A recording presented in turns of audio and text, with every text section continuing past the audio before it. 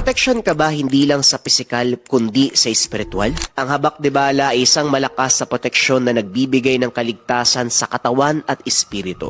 Gamit ang mga bibihirang pangkalikasang sangkap na pinagsama-sama ng 6 na antengeros sa Negros. Sa paniniwalang Pilipino, ang basyo ng bala, isa sa mga tinuturing na mabisang pangontra laban sa masamang nilalang, elemento, enerhiya, kahit na mga tao.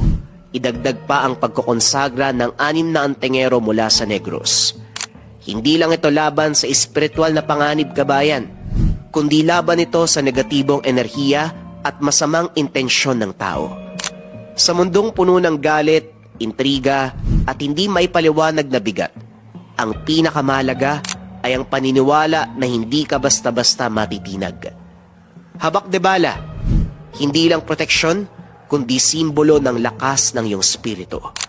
Kung interesado ka kabayan, i-click lang ang yellow basket or visit ang shop ng Likha Merchandise.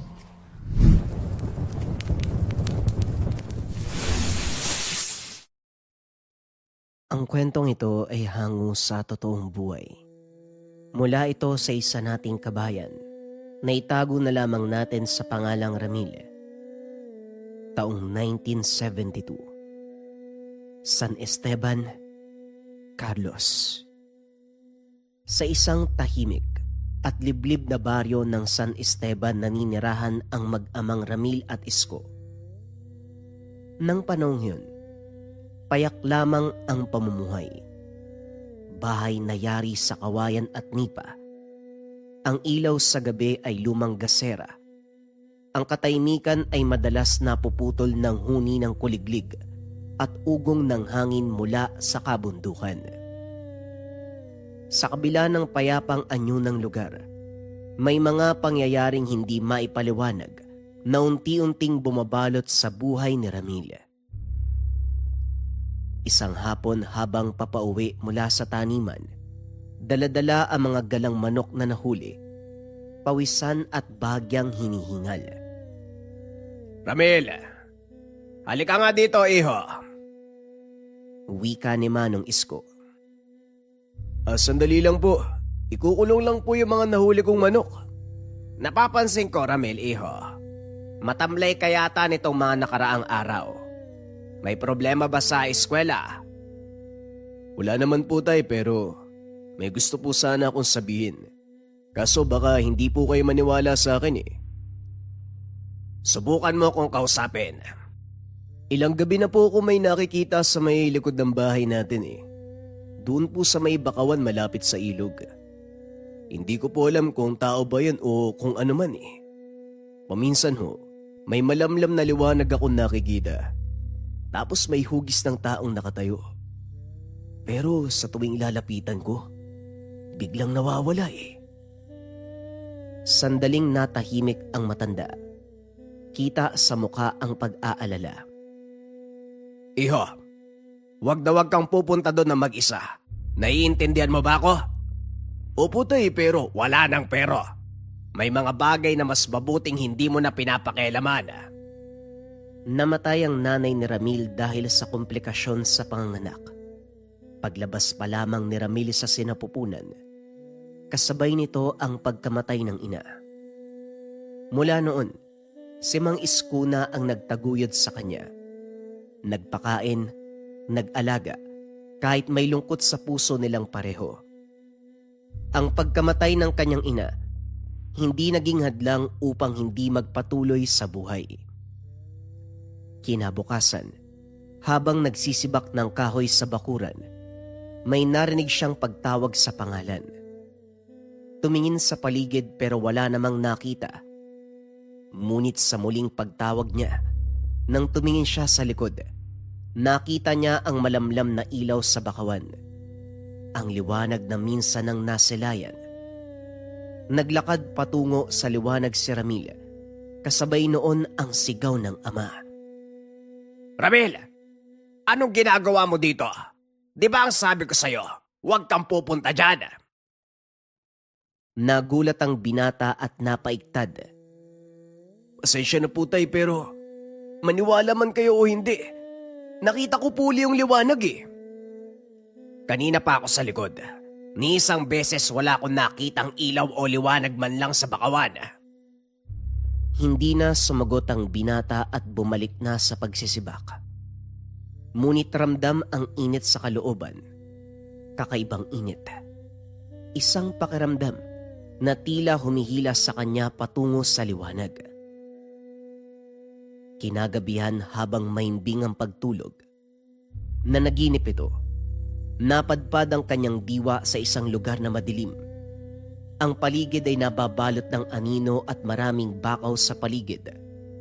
Ang buwan ay bilog at maliwanag. Halos pilit nitong pinapakita ang liwanag sa gitna ng kadiliman. Habang naglalakad, ang pakiramdam nito ay hindi siya nag-iisa. Sa bawat lingon sa paligid, tila may nagmamasid at nakabantay sa bawat kilos.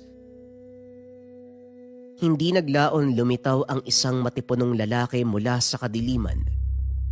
Malakas ang tindig, matikas ang kilos, kulay abong balat, dilaw ang mga mata. May misteryosong presensya. Lumapit ito ng dahan-dahan, nang mga ilang dipa na lamang ang pagitan huminto. Tinitigan ang binata sa mga mata. Sino ka? Bakit ka nandito? Bago pa man ang lahat, ako si Elarion, ang nilalang na tagapangalaga ng bakawan. Bibigyan kita ng pagkakataon na mabago ang iyong buhay upang makaahon sa hirap na dulot ng mundong ito. Handa kong gabayan ka. Anong kapalit nito? Hindi ko alam kung handa akong tanggapin ang inaalok mo. Ang kapalit ay hindi ko maaaring sabihin sa iyo ngayon. Ito ay upang protektahan ka sa takot at pag-aalinlangan. Ngunit alam ko sa iyong puso na mabuti kang bata. Kita ko ang iyong determinasyon. Kung pipiliin mong sundan ang landas na ito nang walang pag-aalinlangan, sisiguraduhin ko na magiging malaki ang pagbabagong magaganap sa buhay mo. Ngunit sa bawat kapangyarihan at biyaya, may katumbas na responsibilidad at panganib. Anong responsibilidad at panganib ang ibig mong sabihin? Ipapaliwanag ko sa iyo ang lahat kapag nakuha mo na ang bagay na para sa iyo. Teka sandali, ipaliwanag mo na! Hindi na nito natapos ang pagsasalita nang biglang marinig ang boses ng ama. Anak, Ramil, gumising ka, anong oras na? May gagawin pa tayo! Pagmulat, bumungad ang mukha ng ama habang tinatapik siya sa balikat. Tahimik na tumayo. Sinundan ng ama sa mga gawain sa araw na yun. Ngunit, ramdam pa rin sa sarili ang bigat at misteryo ng panaginip. Pagsapit ng hapon, habang nagpapahinga sa lilim ng puno, nag-iba ang simoy ng hangin. Ramdam ni Ramil ang unti-unting pagtaas ng balahibo. Kasabay nito ang figura na humuhubog sa harapan niya. Totoo nga ang panaginip ko. Ngumiti si Elarion bago nagsalita. Hindi yun panaginip, Ramil. Totoo ang lahat nung sinabi ko sa'yo. Sa makalawa, kailangan mong pumunta sa ikalawang burol. Doon mo makikita ang isang kuweba. At sa kailaliman nito, matatagpuan ang bagay na magdadala sa'yo sa susunod na hakbang ng iyong kapalaran. Ngunit hindi ito magiging madali. May mga bantay sa paligid ng kuweba at dapat mong malampasan sila nang hindi nagpapakita ng takot. Kahit isang hibla ng kaba maaring maging sanhi ng kapahamakan mo. Natulala na lamang ang binata sa mga sinabi. Kinagabihan nagpaalam si Ramirez sa ama na pupunta ito sa tiya sa kabilang sitio dahil magdiriwang ng fiesta. Pupunta po ako sa bahay ni Tia Ligaya. Makikipiesta lang po. Abay tamang-tama at dadalo din ako sa pista, anak. Pag-iinom kami ng mga kumpare ko doon eh. Ganun ho ba? E di magsabay na lang po tayo. Dumating ang Sabado ng hapon. Magkasabay na umalis ang mag-ama. Pagdating sa bahay ng tiyahin, handa na ang lahat. Pagkain, inumin. Mabuti naman at narito kayo. Pasok na kayo, kain. Baka maubos siya. Rami, sumandok ka na doon. Bilisan mo. Maraming salamat, Ligaya ha. Ang dami mong bisita. Matapos kumain, makipagkulitan sa mga kamag-anak. Napansin ni Ramil ang ama. Nakikipag-inuman sa mga kakilala nito. Dahan-dahan na siyang pumuslit palabas. Naglakad ng tahimik. Humigit kumulang 2 oras ang babaybayin patungo sa lugar. Habang naglalakad, may mga marahang kaluskos na naririnig. Ngunit hindi pinansin ang mga bagay na yon. Nagpatuloy na lamang sa paglalakad. Alam niya, bawat hakbang ay mahalaga. Hanggang sa makarating sa isang malawak na mga puno kung saan may kuweba sa gitna. Bago pa man makalapit, nagpakita si Hilarion sa harapan. Nakangiti. Nakatayo sa liwanag ng buwan. Tandaan mo, ang bawat kilos mo ay may kahulugan. Huwag mong ipakita ang takot upang makamtan ng layunin. Ang mga bantay ng kuweba ay hindi basta-basta. Kailangan mong maging matalino, mapagmatyag. Kung gagawin mo ang lahat ng aking sasabihin, ligtas mong malalampasan ng panganib. Maraming salamat sa paalala, kaibigan. Tumango siya. Nagpatuloy sa paglalakad. Hindi pa man nakakalapit ng tuluyan sa kuweba, may mga narinig ng pag-angil. Tinataga ng kalooban at nagpatuloy. Pag-apak sa loob. Biglang nawala ang mga pag-angil. Napalitan niyon ng mga pagsigaw. Sigaw ng mga humingi ng tulong. Napatabo na lamang ito ng tenga sa mga nakakabinging sigaw. Ramdam ang bigat at tensyon sa bawat hakbang na ginagawa. Ilang minutong nakalipas. Akmang tatalikod na sana ito para lumabas.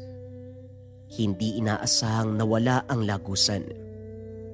Mas lumalim ang dilim. Biglang nawala ang pagsigaw. Napalitan ito ng nakakabinging katahimikan. Ilang segundo pa, may mga solo ang lumitaw sa paligid at sa gitna ng liwanag isang altar ang lumitaw. Sa altar may kwintas na gawa sa buto ng ahas at ang dulo nito nakapalawit ang mahabang pangil. Kumikislap sa liwanag ng solo. Mula sa likuran ng altar, lumabas ang isang musang. Ngunit may kakaiba sa karaniwang musang. 3 ulit ang laki kumpara sa normal. Mababakas dito ang hiwaga sa bawat takbang. Umangil ang musang habang lumalapit. Tumindig ang binata. Hindi ito nagpakita ng takot. Ramdam sa kanyang puso ang presensya ng nilalang at biglang may tinig na nagsalita sa isipan. Huwag mong ipakita ang pangamba. Ang bawat kilos mo, aking sinusubaybayan. Ang lakas ng loob mo ang susi upang makuha ang bagay na ito. Tandaan mo na ang bawat pasya ay may kapalit. bawat maling hakbang may katumbas na parusa. Matapos magsalita, humampas ang isang malamig na hangin. Kasabay nito unti-unting naglaho ang musang. Kinuha na ni Ramil ang kwintas. Pagkadampi sa mga kamay, ramdam niya ang init na gumagapang patungo sa buong katawan. Muling bumalik sa normalang paligid. Ramdam ang simoy ng hangin sa muka. Sa labas, ang araw ay unti-unti nang sumisikat. Teka, sisikat na yung araw? Sa pakiramdam ko hindi ako umabot doon ng kalahating oras Ilang hakbang pa lamang ang nagagawa nito. Muling nagpakita si Hilarion. Ngayong nakuha mo na ang gamit, magiging kapalit nito. Maraming susubok sa buhay mo. Pero wag kang mag-alala. Gagabayan kita. Matapos marinig ang sinabi ng engkanto, dali-dali na itong tumakbo patungo sa bahay ng tiyahin.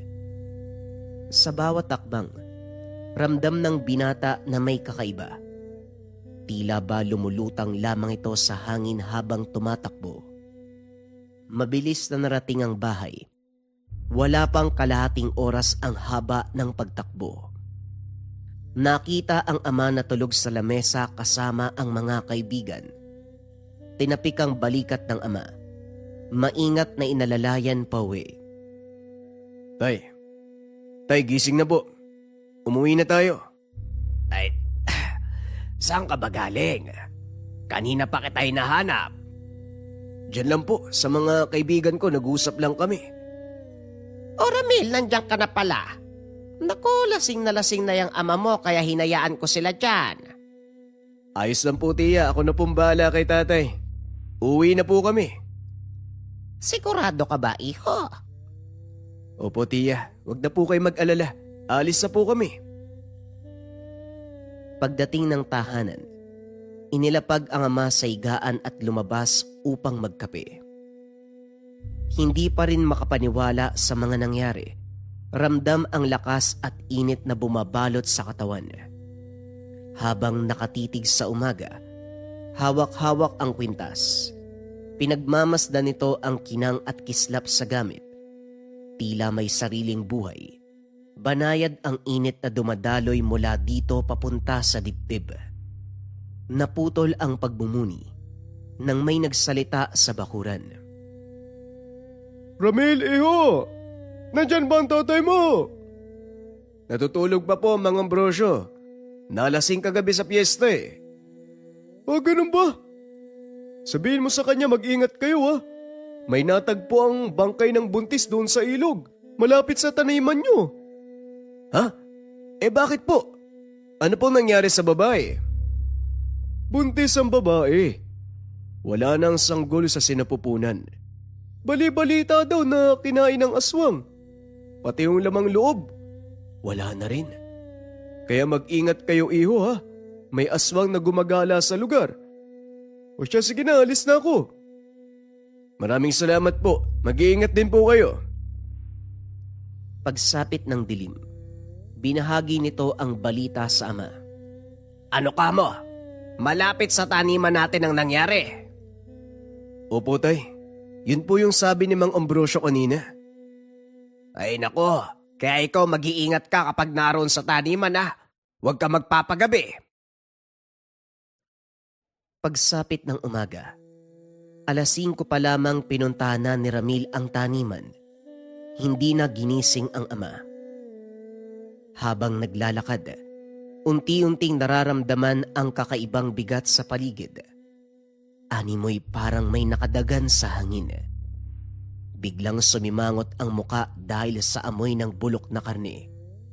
Tinungo nito ang ilog. Pagdating sa pampang, bumungad ang mga bakas ng pinangyarihan, mga tuyong dugo sa lupa at nagkalat ang mga sirang damo. Sa paligid ng mga puno may malalalim na bakas ng kalmot. Biglang tumayo ang balahibo.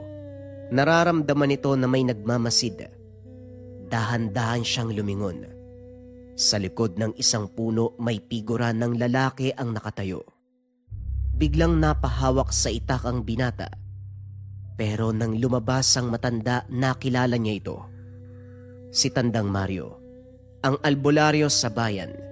Napangiti ang matanda. Akala ko, aswang na eh. Ano bang ginagawa mo dito, iho? Ano pa nga po ba, Tandang Mario? Nariyan lang po ang taniman namin eh. Napatingin ng matanda sa leeg niya. Nanlaki ang mga mata. Teka, sadali, ano yung nakasugbit sa leeg mo? Bakit po? May alam po ba kayo tungkol dito? Maingat na pinakita ng binata ang gamit. Sandaling natahimik ang matanda. Pagkatapos ay napahalakhak. Iho, ang lakas ng tangan mo. Sa dinami-rami ng mga antingerong gustong makuha yan, ay sa'yo pa talaga nabigay ah. Ho? Anong pong ibig niyong sabihin? Huhulaan ko. Nakuha mo to sa kuweba ano? Sa ikalawang burol, tama. Teka, paano niyo po nalaman? Marami nang nagtangkang kunin ang pangil ng musang na yan, pero wala ni isang nagtagumpay. Alam mo kung bakit? Dahil hindi mo mahanap ang bagay na yan kung hindi siya mismo ang magpapakita sa'yo.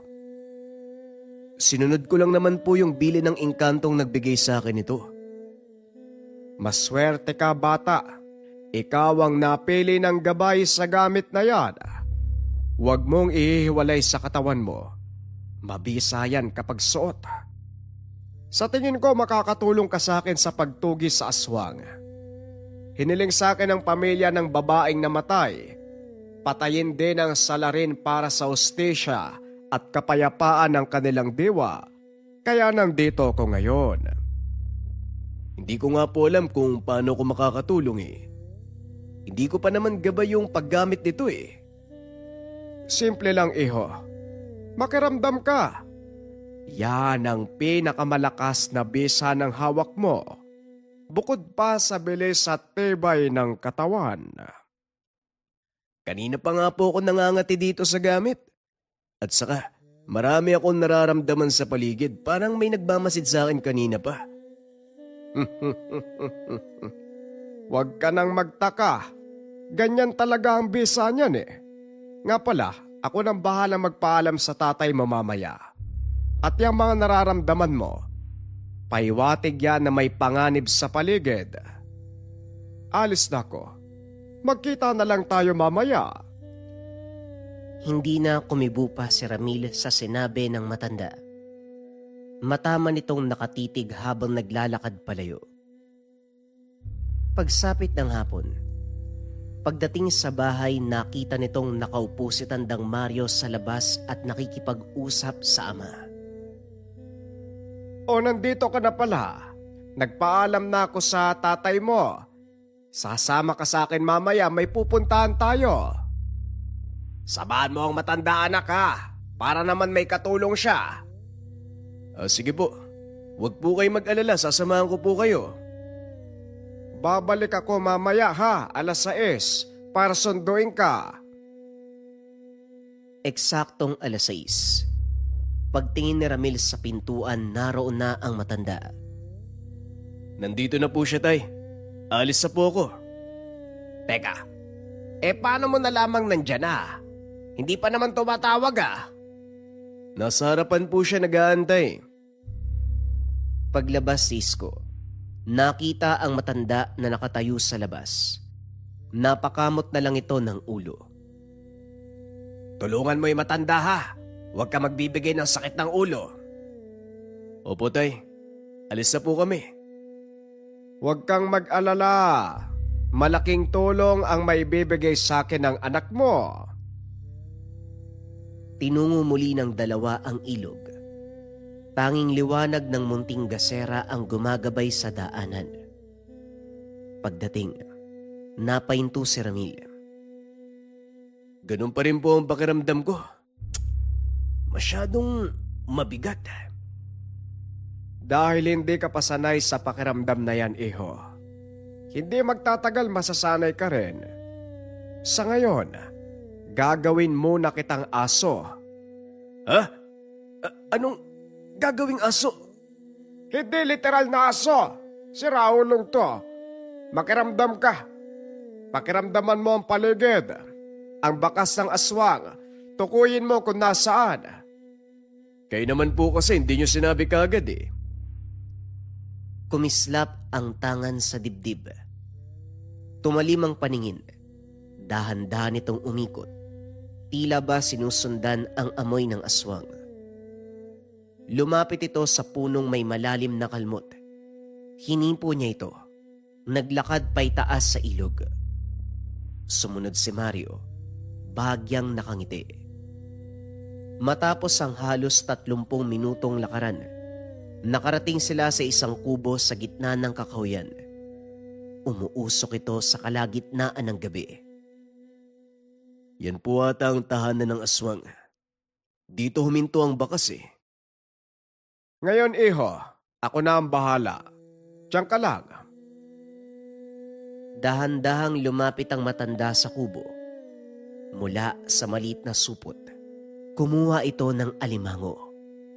Umuusok sa kakaibang paraan. Patuloy na lumalapit. Nag-uusal. Iniihip sa bawat alimango. Palihim niya itong tinatapon sa bawat sulok ng kubo. Ilang segundo pa biglang pumalahaw ang nakakapangilabot na sigaw mula sa loob.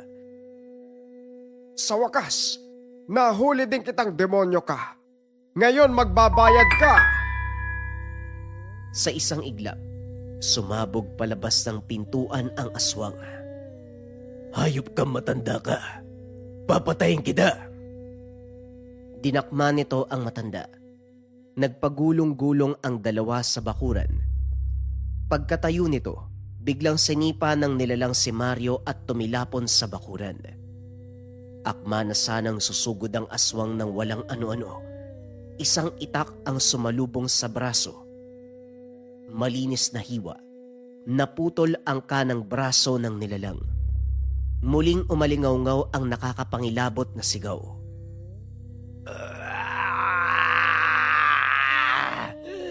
Sino kang mapangas ka? Mula sa dilim lumitaw si Ramil. Matalim na nakatitig sa aswang. Hindi mawari ng binata kung bakit bigla na lang siyang tumapang. Sa tingin mo ba nilalang, pupunta ako dito ng walang kasama? Galit na galit itong sumugod sa binata. Mabilis na naiwasan ang hagupit ng kuko. Sa bawat galaw mas lalo itong bumibilis. Muling sumugod. Pero sa pagkakataong yon sumablay ang pag-atake. Lumitaw ang binata sa gilid at isang malakas na taga sa dibdib ang binitawan.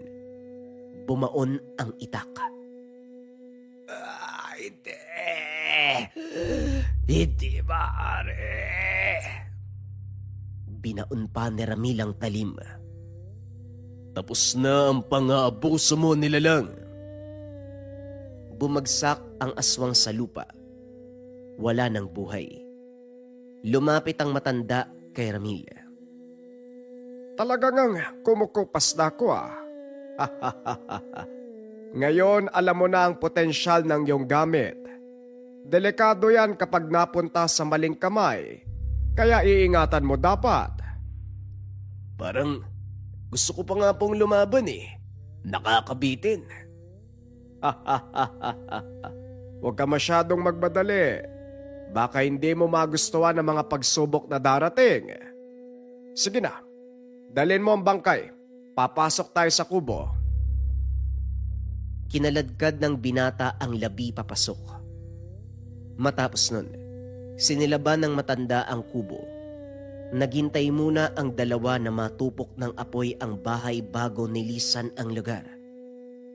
Habang naglalakad, ramdam nito ang kakaibang gaan sa dibdib. Sa gabing yun, mas lalong naintindihan ng binata ang kakayahan ng gamit. Kinabukasan pinunta nila ang pamilya ng babae ibinalita dito na natugis na nila ang salarin sa pagpatay ng kanilang anak. Tuwang-tuwa naman ang mga magulang, nagpasalamat sa kanya. Sa daanan pauwi ay nag-usap ang dalawa. Iho, tuturuan kita ng mga pamamaraan sa pagiging isang albularyo.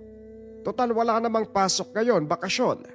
Marami tayong oras para magsanay. Sige po, Tandang Mario. Pag wala po akong ginagawa, pupunta po ako sa bahay mo. O sige, asahan kita ha. Sa mga araw na nagdaan, tinuruan siya ng matanda kung paano patalimin ang pakiramdam sa presensya ng kalaban, kontrolin ang init ng tangan at marami pang iba. Isang hapon, habang nagpapahangin ang dalawa sa ilalim ng puno, may dumating na dalawang lalaki. Tandang Mario, kumusta? Matagal na tayong hindi nagkita. O Damian, Tonyo, kayo pala. O sige, pasok muna kayo. Hindi bali na, nangangamusta lang kami. Sino tong binata? Antingero din ba? Antingero din at disipulo ko. Hindi kayo maniniwala sa akin. Siya ang nakakuha ng bertud na matagal nyo nang hinahangad. Nanlaki ang mata ng dalawa. Ang pangil ng musang. Totoo ba yan? Hindi ba halata sa presensya niya? Ipakita mo, iho. Nang makita ang tangan, nagpalitan ng tingin ng dalawa. Ramdam kagad ng binata ang kakaibang intensyon ng mga ito. Huwag nyo nang tangkaing kunin ang mutya sa bata. Alam nyo na nakadikit na ang gabay ng bertud sa batang yan. Hindi magiging maganda ang kahihinatnan ang iniisip nyo. Alam mo naman, Tandang Mario, na matagal na naming hinahangad yan. Pero bakit napunta sa kanya? Ano po bang ibig niyong sabihin? Hindi porket mas matanda kayo sa akin, pwede na kayo magsalita ng ganyan. Buti nga hindi napunta sa inyo yung tangan eh. Dahil dyan sa inggit sa katawan niyo, kaya hindi kayo napili. Wag mo na lang ipilit ang gamit na hindi bagay sa'yo, bata. Hindi naman ako katulad nyo na pinipilit ang sarili sa mutya. Naturingan pa naman kayo mga antingero, pero sa ilalim ng balat nyo, nagtatago ang isang demonyo. Gusto nyo talagang makuha ang gamit mula sa kanya? Kung ganon, magduelo kayo para sa gamit. Ang batang ito, laban sa inyong dalawa. Duelo? Sa itsura niyan? Baka ilang beating ko pa yan eh. Kumpiyansa ka pala talaga sa disipulo mo, Manong. Tignan natin. O sige, anong dapat gawin? Simple lang, subukan ang karga. Gamitin nyo ang lahat ng alam nyong dasal at karga sa katawan. Maging mga mutya, gamitin nyo na. Ang unang susuko ay siyang talo. Sa susunod na linggo, sa bakanteng lote dyan sa gilid ng palayan. Matapos magsalita ng matanda, tumanguna ang dalawa at umalis. Senyales na sumasang-ayon ang mga ito sa pamantayan. Tandang Mario naman, bakit niyo po ako isasabak sa ganyan? Hindi pa nga ako biyasa sa paggamit eh. Ang tunay na lakas ng bertud ay hindi lang sa taglay nitong bisa, kundi nasa gumagamit din yan. Nung kinalaban mo ang aswang, hindi ka nga umatras eh. Ibig sabihin handa ka na. Napabuntong hininga ang binata bago sumagot. Handa man po o hindi, parang wala na akong pagpipilian. Tumayo ang matanda at tinapik siya sa balikat. Magtiwala ka sa gamit mo. Dahil kapag buo ang tiwala sa gamit, sigurado, mananalo ka. Mabilis na kumalat ang balita sa mga albularyo at antingero sa lugar. Pagsapit ng takdang araw, unti-unting nagdatingan ang mga nanonood sa bakanteng lote Animoy may sabong sa lugar dahil sa dami ng mga ito. Nakatayo sa gitna si Damian, nakapamulsa, nakangiti ng kampante, ganon din ang itsura ni Tonyo. Ilang sandali pa dumating na ang dalawa. Akala ko hindi ka nasisipot eh. Hindi ako matras sa hamon, lalong-lalo na kung katulad nyo lang yung kalaban. Yan ang gusto ko, matapang. Pero tignan natin kung hanggang saan. Tandaan niyo ang usapan. Unang susuko talo, walang atrasan. O sige, papaunahin ka namin, bata. Anong gagawin mo? Sa halip na sumagot, pinikit nito ang mata at taimtim na nagdasal para sa proteksyon, habang umiihip ng poder at bakod sa katawan. Ilang sandali pa pagmulat ng mga mata, isang malakas sa suntok ang bumaon sa sikmura ni Damian. Napahagikik ito. Napaurong ng ilang hakbang bago tuluyang natumba sa lupa. Sapo ang tiyan na tila ba nawalan ng hangin. Natigilan si Tonyo. Nanlaki ang mga mata habang nakatitig sa kaibigan. Damian? Paglingon pabalik, nasalo ng mukha niya ang kamaon ni Ramil. Agad siyang napabulagta. Pumutok ang labi at nagabol ng hininga. Tahimik na nakatayo si Ramil habang pinagmamasdan ang dalawa na pilit bumabangon. Oh, kayo naman. Teka, sandali. Maghintay ka muna. Wala akong buong araw para maghintay. Bilisan nyo. Tatayo sana si Damian, pero sa kalagitnaan ng pag-angat, bumalik ito sa pagkakaluhod at tuluyang bumagsak, nawalan ng malay. Oh, wala nang malay ang kasama mo. Ikaw, anong gagawin mo? Hindi na nakasagot pa si Tonyo. Unti-unting tumirik ang mga mata bago tuluyang nawalan ng malay. Sandaling natahimik ang paligid. Napabuntong hininga ang binata. Ang yayabang nyo eh. Hindi naman pala kayo tatagal. Akala ko ba may bakod at poder ang mga katawan nyo? Sabi ko naman sa inyo eh, hindi nyo magugustuhan ang mangyayari. Yan tuloy! Kunin nyo na ang dalawang yan! Pinagtawanan ng dalawa, binuhat at pinasandal sa puno. Habang naglalakad pauwi ang dalawa, bahagyang natahimik ang binata. Tandang Mario, ang bilis naman ng pangyayari. Iho, hindi lang talas ng pakiramdam ang gamit mo. Nagbibigay din ito ng lakas pagdating sa labanan. Kumpara sa mga gamit nilang dalawa, walang panama ang mga yun sa'yo. Basang-basa ko na ang dalawang yon. Sumunod na araw, unti-unting bumalik sa normal ang kanilang pamumuhay. Ngunit hindi nagtagal, nagpakita si Damian at Tonyo. Hindi na mayabang ang dalawa, hindi na nanghahamon. Tandang Mario, napadaan lang kami. Napakamot si Tonyo, halatang nahihiya. Makikipag-ayos din po sana. Lumipas ang maraming araw. Naging masigasig na nagpatuloy si Ramil sa pag-aaral ng lihim na karunungan sa ilalim ng paggabay ni Tandang Mario. Mula sa simpleng pakiramdam hanggang sa tamang paggamit ng bertud, isa-isa nitong natutunan ang aral. Ilang buwan ang nakalipas, kapansin-pansin ang malaking pagbabago sa binata. Mas matalim ang pakiramdam, mas malinaw ang pag-unawa sa iwaga ng bertud. Ngunit sa loob ni Tandang Mario, ramdam sa sarili na humihina ang paghinga sa paglipas ng mga araw. Alam niyang maikli na lang ang oras na ilalagi niya sa mundong ibabaw, kaya naman minadali niya ang pagpasa ng lahat ng nalalaman kay Ramil.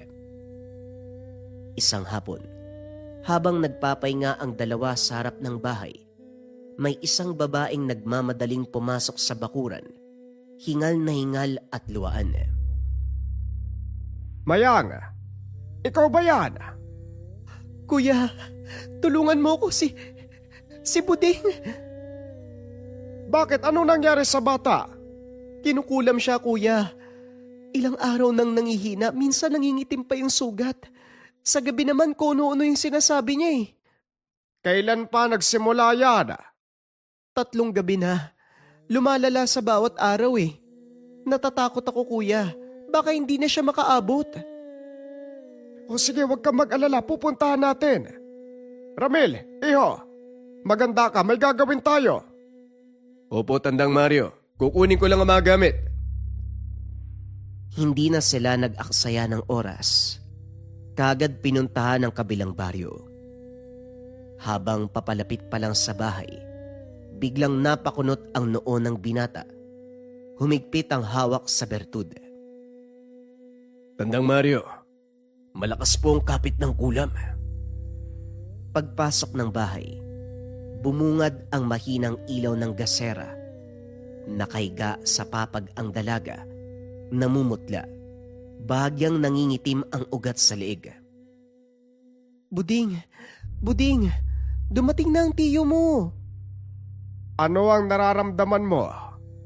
Mabigat at malakas ang kapit ng kulam.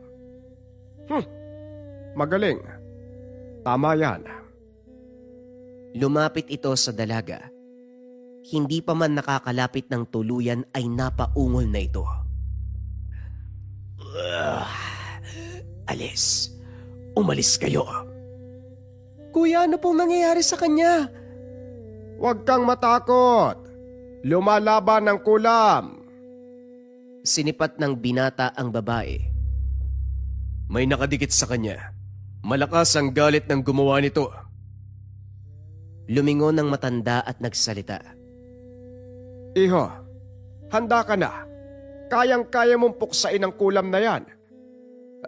Teka, sandali. Seryoso po kayo? Ako?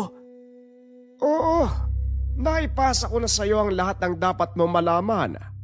Ang laban na ito ay para sa iyo. Ang magagawa ko na lang sa ngayon pahinain ang kulam.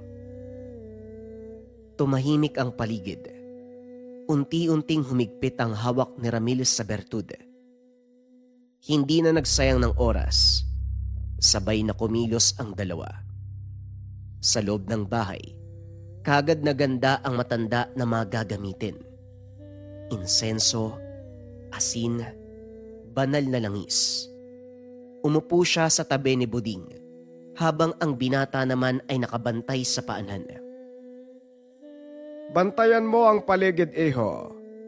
Kapag kumawala ang kulam, habulin mo ang bakas. Sinimula ng matanda ang pag-uusal habang unti-unting umuusok ang insenso. Biglang nangisay si Buding. Mas lalo pang binigatan ng matanda ang pag-uusal. Sa ngalan ng liwanag, tinatanggal ko ang sumpang nakakapit sa iyo. Matapos magsalita, kumislap ng bahagya ang bertud sa dibdib ni Ramil. Isang maitim na anino ang tila kumawala sa katawan ng babae. Mabilis na kumaripas palabas ng bahay. Ngayon na, iho! Sundan mo, bilis! Hindi na nag-atubili pa. Paglabas ng bahay, kagad nitong pinakiramdaman ng paligid. Narya ng bakas. Sinundan nito ng binata. Tila ba kusa siyang ginagabayan ng bertud. Tinahak nito ang makipot na daanan. Tumawid sa damuhan hanggang sa marating ang isang bahay na malapit sa dagat. May ilaw at usok sa loob. Dahan-dahan siyang sumilip sa bintana. Sa loob ay may isang babae na abalang nag-uusal sa harapan ng maliit na dambana. Nakalatag ang mga gamit sa pangkulam. Akman na sana itong magpapatuloy nang biglang bumukas ang pintuan. Tama na! Sino ka? Ako ang pipigil sa'yo. Kapag binalikan mo pa si Buding, hindi ako magdadalawang isip na wakasan ka. Unti-unting bumaba ang balikat nito. Huli na pala. Ano ang dahilan mo? Bakit mo kinukulam ang inosenteng babae? Napapikit ang babae at saka marahang nagsalita. Ako si Almira at ang pamilyang yan. Sila ang dahilan kung bakit nasira ang buhay ko. Inagaw ng ama ni Buding ang lupang minana namin. Pinalayas kami noon. Naghirap ang pamilya ko. Namatay ang nanay ko at doon nagsimula ang galit ko sa kanila. Napabuntong hininga si Ramil. Kahit na, mali pa rin ang ginawa mo. May inosenteng buhay na muntik nang mawala. Ang problema mo, dapat dalin sa husgado. Hindi yung nangungulam ka. Hindi susolusyonan ang problema ng isa pang problema. Ngunit nawalan ako ng mahal sa buhay. Tapusin mo na ang kulam ngayon din upang wala ng buhay na masawi. Umiiyak ang babae habang nakatingin sa litrato ng ina. Matapos nun, kinuha nito ang lahat ng mga gamit para sa kulam at mabilis na binasag ang ritual. Unti-unting nawala ang bigay ng presensya sa paligid. Hindi na ito nagtagal pa. Tinungo nito ang malalim na bahagi ng bakawan. Sa ilalim ng madilim na kalangitan, inilibing nito ang gamit. Pagbalik sa bahay, agad siyang sinalubong ng matanda. Iho, kumusta ang lakad mo? Ayos na po. Hindi na babalik ang kulam. Tuwang-tuwa si Mayang. Nagpasalamat kay Ramil. Matapos ang gamutan, sabay na umuwi ang dalawa sa daan. Napangiwi ang binata habang hinihimas ang tagiliran. Aray ko, parang mababali yata ang katawan ko sa kakahabol kanina. Ano na lang kaya ako, Iho? Buti nga bata ka pa. Tinang mo yung buto ko marupok na. Napakamot sa ulo ang binata. Napangiti. Sa hindi kalayuan, may naramdaman si Ramil na isang madilim na presensya. Lumingon sa dako kung saan ito naramdaman. Bakit, Iho? May nararamdaman ka ba? Opo, pero biglang nawala eh. Lumipas ang ilang araw na tahimik at payapa.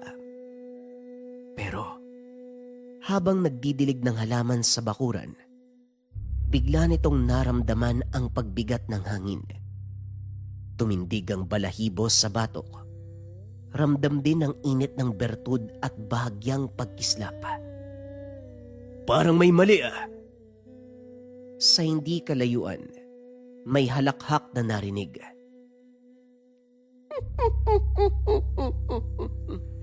Sa wakas! Dahan-dahang lumingon si Ramil. Mula sa malaking puno ng mangga, lumitaw ang isang matangkad at payat na lalaki. Ikaw ang bagong may hawak ng bertud. Sino ka? Matagal na ako nakamasid sa iyo, bata. Hindi mo ko nararamdaman.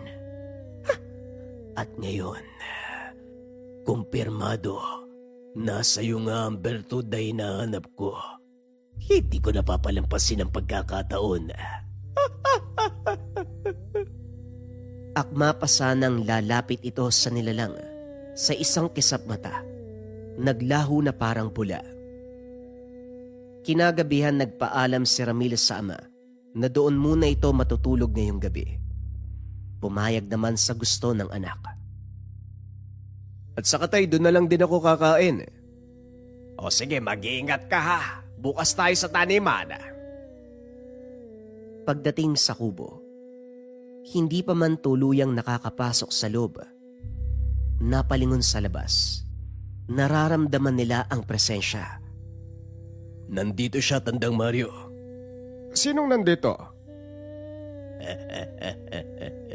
Matalas nga ang pakiramdam mo, Ulupong. Naging alerto ang matanda. Kinuha ang tangan nagtaas ng bakod at poder. Maraming nagtatanga ng mga bertud, anting-anting at mutya, pero lahat sila kamatayan ng sinapit. Matapos magsalita, bigla itong nawala sa paningin. Nanikip ang panga ni Ramil, hindi kaagad nakasagot. Ilang segundo pa biglang lumamlam ang ilaw sa loob. Sa gitna ng kubo lumitaw si Hilarion. Nakatingin sa binata ng seryoso. Ramil, ang nasa labas ay mataas na uri ng gabunan. Matagal na itong naghahangad na makuha ang bertud para sa pansariling hangarin. Hindi ito karaniwang aswang. Ang sabi nga ng matanda, ang tunay na lakas ng bertud ay wala sa bisa nito, kundi nasa taong gumagamit. Kung ganun, gawin mo ang lahat upang hindi makuha ang bertud. Kapag nangyari yun, hindi lang ikaw ang mapapahamak, kundi mga taong nasa paligid mo. Pangako, ngayong gabi matatapos na ang kaibangan ng aswang na yan. Tandang Mario, ako na po ang bahala dito. Dala niya ang itak. Kumirot ang tangan. Hindi na ito nag-alinlangan pa. Diretsyong naglakad sa gitna ng bakuran. Walang saysayang pagtatago mo, Rigor. Dahil nararamdaman ko ang itim na budi mo. Kahanga-hanga. Iabot mo na lang sa akin ang tangan para matapos na to. Kung gusto mong makuha ang tangan, kailangan mo kong patayin. Lumapad ang ngisi ng aswang. Sa isang iglap biglang nag-iba ang tindig nito. Umumbok ang mga ugat sa leeg. Humaba ang mga kuko. Ang balat ay naging kulay abo. Tumulis ang nguso. At tila ba may nakatagong pakpak sa likod. Isa ng ganap na gabunan. Sumugod si Rigor. Mabilis. Ngunit nasalo ito ng binata. Umurong ang lupa sa ilalim ng mga paa ni Ramil sa lakas ng salpukan. Muli itong umatake. Ngunit sa bawat galaw ay nasusundan ng binata. Bigla namang tumalim ang mga titig nito. Mabilis sa gumalaw. Nailagan nito ng aswang. Muling umatake at sa isang iglap. Isang malinis na hiwa ang tumama sa tagiliran ni Rigor. Mahusay.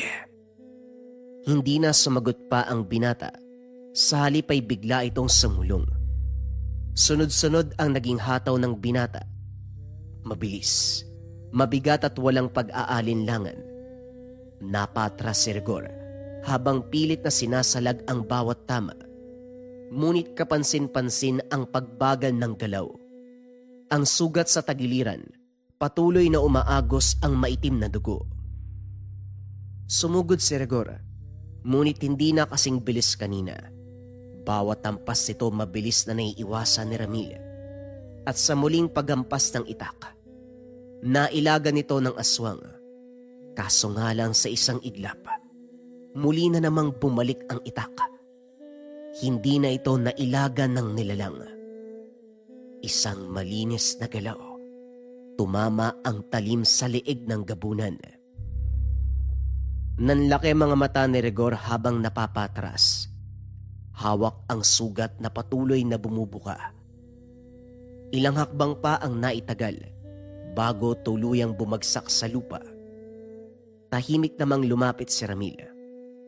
Hindi lang ikaw ang nagtataglay ng angking bilis at husay. Ako ang bangungot ng mga masamang nilalang.